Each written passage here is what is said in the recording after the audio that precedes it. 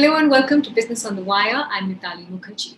The Reuters Institute recently released its 2021 digital news report, covering 45 countries and different geographies. This report really did a deep dive on what the post-COVID context was for journalism.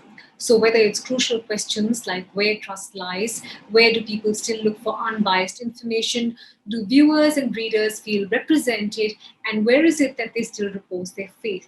These were the sorts of questions that were posed in the report, and many interesting takeaways came away for different regions. For India as well, there's a lot of important takeaways, if you will, in terms of where viewers still turn to for trusted information, whether or not they're moving away from one particular platform or medium and moving into the other, and where it is that they tend to source most of their news from. Joining me to talk about all those takeaways is the man who spearheaded the report, Rasmus Kleis Nielsen. He is director of Reuters Institute and he's professor of political communication at the University of Oxford. Rasmus, thank you so much for joining in and speaking with me, and of course on the exhaustive report that you all have put out. Congratulations. I want to talk about many blocks of it, but I think what struck me when I read the report first and foremost was the fact that you all observed a reset in trust. Why don't you explain to our viewers what it is that you found across geographies and whether there were sharp variations in that reset in trust that you observed? I think it's clear in many parts of the world that in recent years, trust in news has been in decline. It's not an entirely universal phenomenon, but in most of the countries that we've been studying in our ongoing research, trust has declined in recent years. And what we found this year for the first time is a significant overall increase in trust in news. The percentage of people who say that they feel they can trust most news most of the time in the 46 markets that we look at increased from 38% to 44%. So a very sort of significant and clear increase. Now, that only takes us back to sort of 2018 levels. So this is not sort of entirely transformative, but I think it is an important marker of how many people around the world have been reminded of the value of independent, trusted news in the pandemic, and have also perhaps appreciated a period of time in which the news was focused more on things that really mattered for people in their own lives and a little bit less on sort of bickering politicians or very vocal pundits of various sorts, and have seen the value of that. Now, the pattern, as said, is not entirely universal. There is a lot of variation from country to country in how many people say that they trust most news most of the time. And we do have some countries where there hasn't been an increase or where the levels of trust are a bit lower. So India wasn't in the report last year, but in 2019, we did a pilot study of English language internet users in India. That's the same sort of small but important subset of the population that we've surveyed this year. And when we compare 2019 with 2021, there's been no real change in India in terms of trust in news, at least according to our data. And trust in news in India, at least by this measure, is a little bit lower than it is across the other countries that we look at. It's just 38% in this year's survey.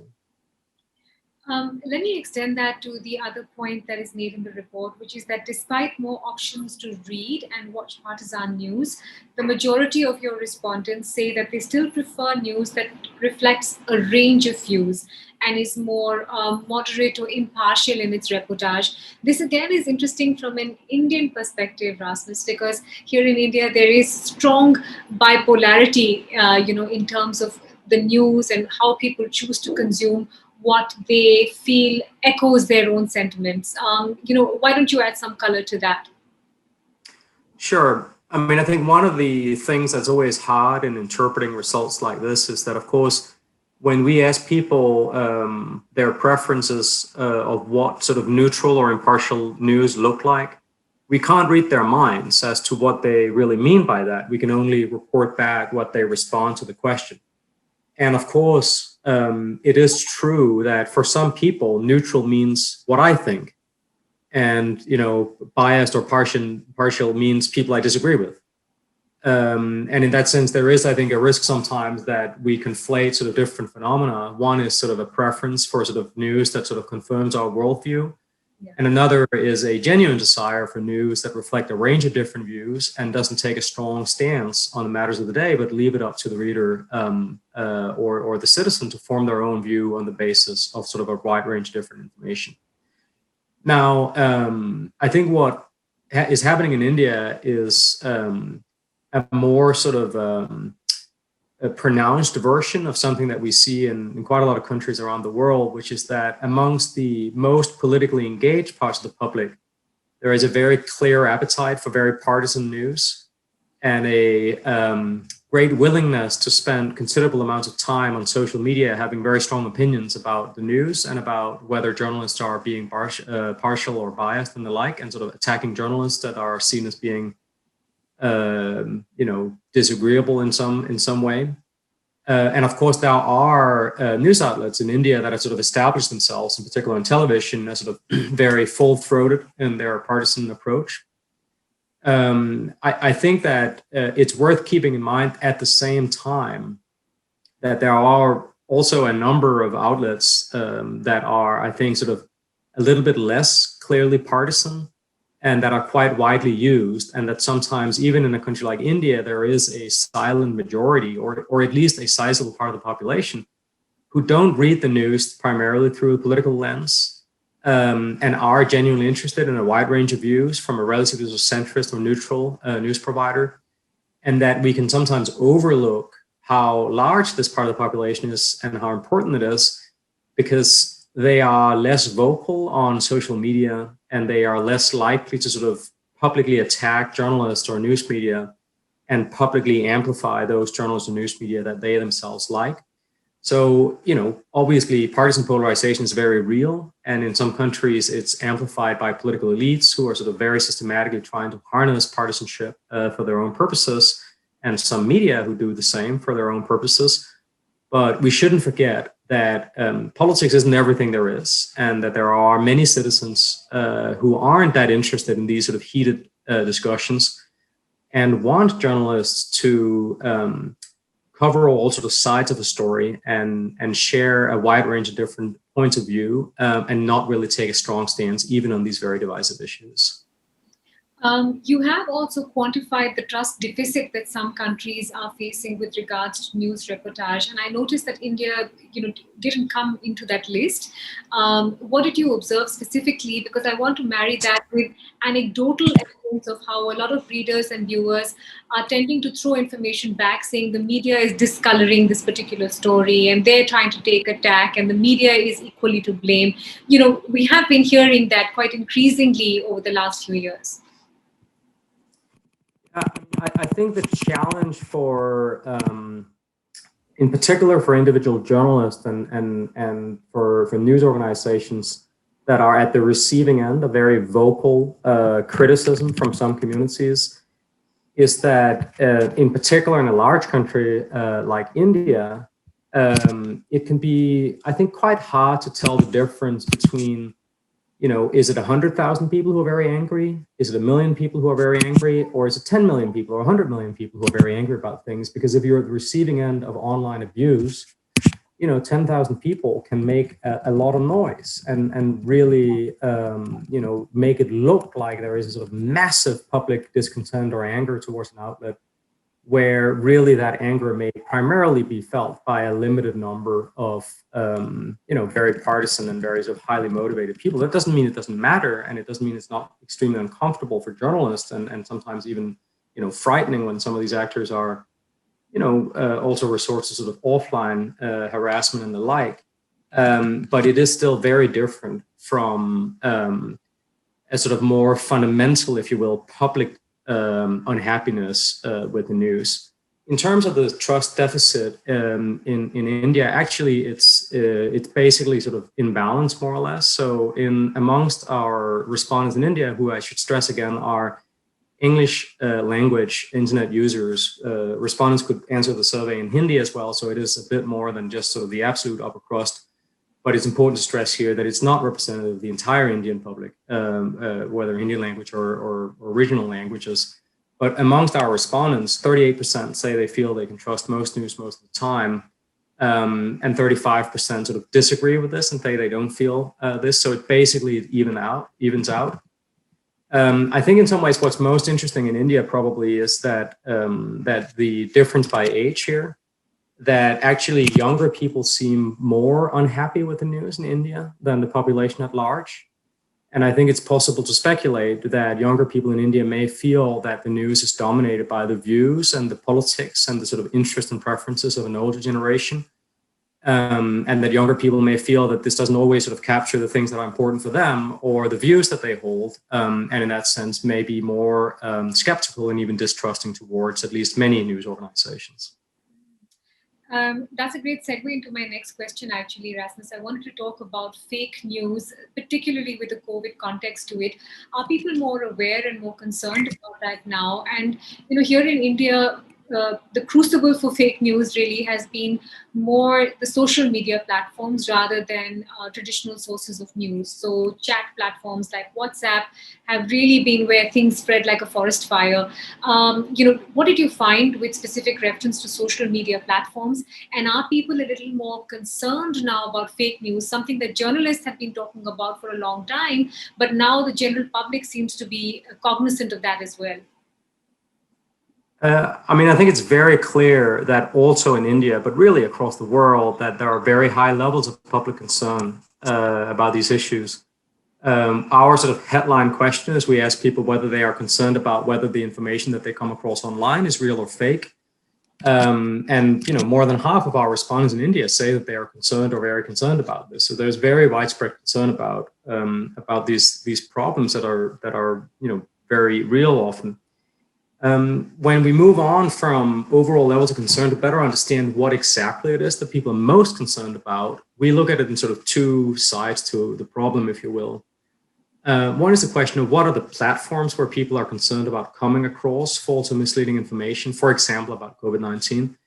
And really, the pattern there is very clear. It's essentially the public concern in that area is primarily focused on platforms that are owned by Facebook as a company. In India, it's WhatsApp is clear number one, and then sort of followed by Facebook itself, the sort of the big blue. These are the two platforms that most people identify as the platform for false and misleading information that they are most concerned about.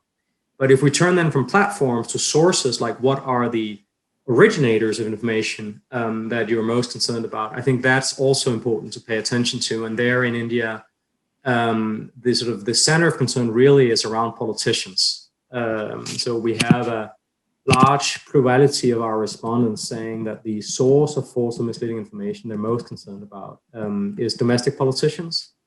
This can be individual politicians, this can be political parties, this can be governments, whether at the center or at the state level.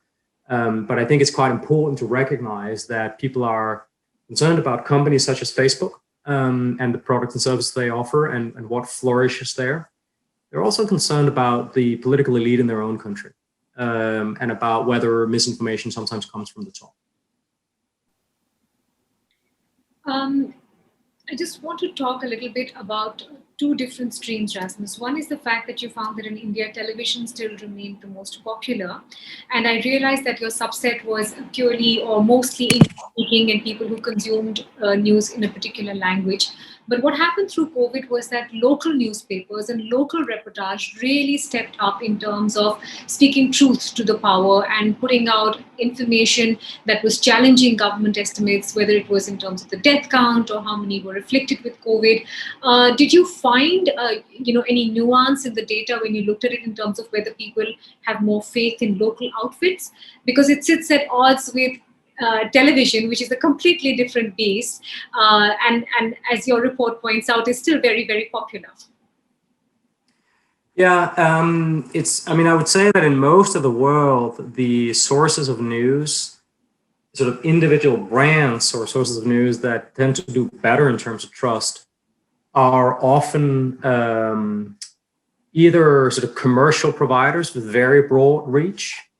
They are public service providers with similarly broad reach, or they are local and regional providers that may not be that significant in the global or sort of a national level, but can be very important in individual communities. And of course, what these providers often have in common is that they often try to sort of report the news in a way that is relatively inclusive to the community that they serve, whether that is nationally or at the local level.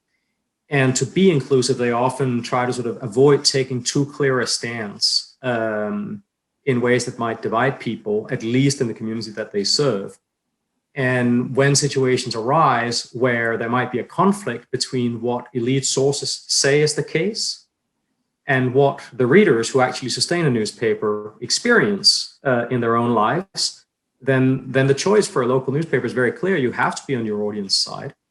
And if people are, seeing friends and family fall ill and they're losing loved ones or seeing colleagues and acquaintances pass away, it's very clear if you're a local paper and you want to retain your connection with the people that you serve, you have to report what's happening on the ground, no matter whether elites recognize this problem or not. I think it's a powerful reminder of how, the public is at the heart of journalism as a profession, but also ultimately it's the rock on which the business of news is built. If you alienate the public by not sort of respecting and reflecting and representing their experience, you may stay friends with the politicians, but you're going to lose your audience. And if you lose your audience, you're going to lose your business. That is not a place where commercial news organizations will want to end up. I was speaking with Maria Ressa, the renowned journalist, a couple of weeks back, Rasmus, and as we spoke, we noticed so many similarities between nations like India and hers in terms of a strong state, how the media is then defined, the use of social media platforms in order to peddle fake news, how fake news travels much faster as well, or hate does. Did you see those sort of similarities in trends when you were looking at countries within the global south, if you will, or just this part of the world? No, I mean, absolutely. And, I have to sort of stress that, of course, the main reason why we're very proud to be able to include India in the digital news report this year, in addition to also expanding with, Indonesia, with Kenya and Nigeria and several new markets in Latin America, of course, is first and foremost because we hope that this research can help journalists and editors and citizens, in those countries, India included, better understand the environment that they're in and make decisions about how they want to practice their journalism and how they want to navigate the society that they live in. But I also want to stress that I have long been of the view that journalists and editors and citizens in the rest of the world, including high-income democracies such as the UK, really need to pay attention to what's happening in India or in the Philippines where Maria works.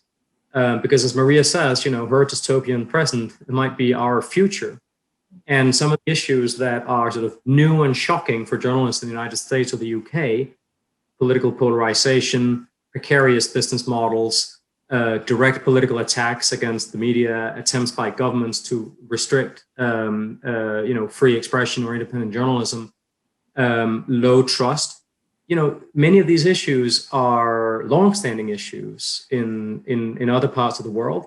And just as sometimes journalists in India or elsewhere have been able to learn a thing or two from journalists from Europe or North America, I think there are at least as many occasions where journalists in North America and Europe can learn from the experience of journalists and editors in India. So we hope our research is useful for people like you in India and for your audience and citizens in India. But we very strongly believe that journalists and citizens elsewhere can learn from the Indian experience and should be paying attention to what's happening. Indeed, the other thing that's underway is sweeping changes in our laws, Rasmus. It started with the content makers, but it's now spread to digital news providers as well. Some of those suggestions are quite onerous for many news organizations. And at this point, there's also a very public spat between Twitter and the government. They are at risk of losing their intermediary status. How is someone sitting on the outside that's been, looking into India, given the points that you made, reading all of this? I mean, we've already seen what's happened with us on the World Press Freedom Ratings. How do you think these kind of developments will be read and how India will be seen now as a space where free speech is allowed or free debate is allowed? Well, I mean, I think that everyone across the world, recognize the right of individual countries to have a democratic debate about what they think the appropriate rules are for their context within the context of international human rights. And I don't think there's sort of one way that's right to do that. And I would never presume to tell people around the world how to govern their societies or their media. And in that sense, this is really a discussion, I think, for Indian citizens and their elected officials to have, and for Indian journalists and rights activists to be involved in. Looking at it from the outside, I think it's very clear that the UN Special Rapporteur on freedom of expression is very concerned about the rules that are being pushed through in India right now, and holds the view that the new IT rules do not conform to international human rights law. I think that's a very serious concern. I think it's clear that independent assessments of media freedom and free expression in India, whether done by Reporters Without Borders or Freedom House or other organizations, the Economist Intelligence Unit, have in recent years charted a real decline in media freedom and in free expression in India. And of course, this is very concerning for everyone who cares about citizens' fundamental right to receive and impart information. And I think there is a lot of concern that the rules that are being developed in India, are gonna restrict individual Indians' ability to freely access information and impart information. But it doesn't in itself give an answer, I think, to what the right rules are. I think it's clear that there are real problems with misinformation in our society. Some of these misinformation problems are clearly about platform companies such as Facebook. And countries around the world are looking for ways to address that. I would very much hope they choose to do so in ways that are in full alignment with international human rights laws and norms. And I'm worried that the things that are being pushed through in India are not in alignment with those fundamental rights. Yeah.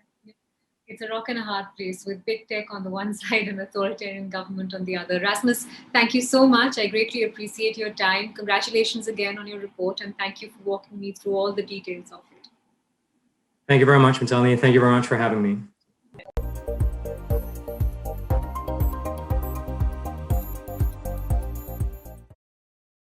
To receive instant updates on all videos from The Wire, click the subscribe button and hit the bell icon. Pay to support independent journalism. Click the link in the description and choose the amount you want to pay.